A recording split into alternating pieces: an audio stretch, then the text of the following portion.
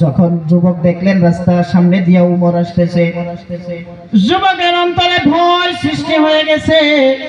উমর যদি এই মদের বোতল দেখা ফেলে তাহলে আমার উপায় নাই, আমাকে ওই দুনিয়া থেকে বিদায় করে দেবে। কারণ উমরের ছেলেরে যে মদ খাওয়ার অপরাধে দুনিয়া থেকে বেত মাইরা বিদায় করে দিছে, এই ঘটনা যুবকের দিমাগের মধ্যে ধাক্কা মারছে। যুবক মনে মনে ভাবতে লাগলেন, আজকে যদি এই মদের বোতল নিয়ে উমরের কাছে ধরা খাই তাহলে আমার উপায় আর নাই। যুবক উমরের সামনে আসার আগে আল্লাহর কাছে এমন কান্না কানলেন, আল্লাহকে ডাক দিয়ে বলে, আল্লাহ, উমরের সামনে মদের বোতল নিয়ে যদি ধরা খাই তাহলে আমার উপায় নাই। ওগো আল্লাহ, আমি তোমার বান্দা, তুমি আমার রব। আমি বান্দা হয়ে তোমার কাছে আত্মসমর্পণ করলাম, সারেন্ডার করলাম। আজকের পর থেকে আর কোনোদিন আমি মদের বোতলে হাত দিব না। সুবহানাল্লাহ। এমন কান্না কানলেন, লম্বা ঘটনা বলার টাইম নাই, মুখতাসার হিসেবে বলতেছি বাবা। এই যুবক মনে মনে এমন কান্না কানলেন, কানতে কানতে উমরের সামনে হাজির। উমর জিজ্ঞাসা করে, যুবক, এই বোতলের মধ্যে কি? দেখেন ধরাটা কি খাইছে। এটা যে মদ যে দুধ হয়ে গেছে এটা যুবকে জানে না, আল্লাহর কাছে তওবা করছে। উমর জিজ্ঞাসা করে, যুবক, তোমার হাতে বোতলের ভিতরে কি? যুবক ডাক দিয়া বলে, আমিরুল মুমিনিন, খলিফাতুল মুসলিমিন উমর, আমার হাতে বোতলের ভিতরে দুধ। সুবহানাল্লাহ। উমর বলে, দাও আমার হাতে বোতলটা দাও, আমি চেক করে দেখব এই বোতলের ভিতরে কি। উমর যখন বোতলটা হাতের মধ্যে নিয়ে বোতলের এই রকম খপটা খুললেন, খপটা খুলে বোতলের ভিতরে দেখে সত্যি সত্যি দুধ। সুবহানাল্লাহ। যেই বোতলের ভিতরে ছিল মদ, এই বোতলের ভিতরে হইয়া গেছে দুধ।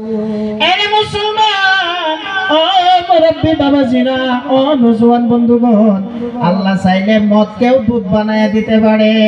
আল্লাহ চাইলে কুখ্যাত সন্ত্রাসীকে আল্লাহর ওলিতে পরিণত করে দিতে পারে। আপনার আমার মতো গুনাহগারকে আল্লাহ চাইলে ভালো মানুষ বানায় দিতে পারে। আল্লাহর কাছে মাপ চাও, আর কবে তুমি ফিরে আসবা যুবক? ও মুরব্বি বাবাজিরা, আর কবে আল্লাহর কাছে ফিরে আসবেন?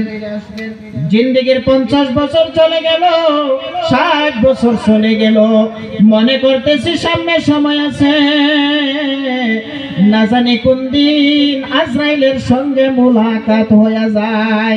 তার জানি কাফনের কাপড় দোকানে চলে আসছে, তার জন্য জানি মসজিদের খাটিয়া অপেক্ষা করতেছে। এর বাবাজিরা,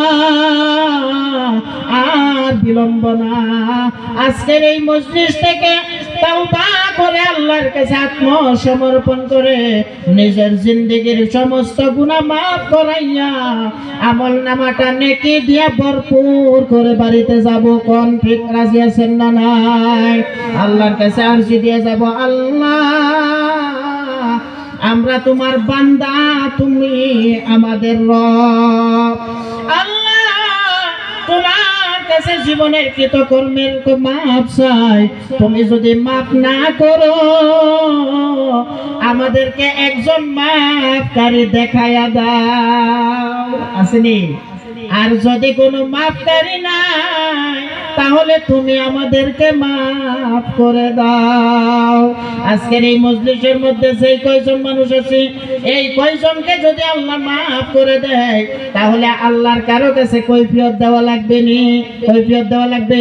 কেউ কাছে হিসাব দেওয়া লাগবে? এই জন্য আজকের মজলিস থেকে আল্লাহর কাছে নিজের জীবনের কৃতকর্মের কথা আল্লাহর কাছে ভুল স্বীকার করে তার জীবনে কে গুনাহ করছি, কি গুনাহ করছি সব জানেন একজন, তিনি কে? তিনি কে? আল্লাহ। পৃথিবী না জানুক আমি তো জানি আমি কি পাপ করেছি, হায় ঠিক না?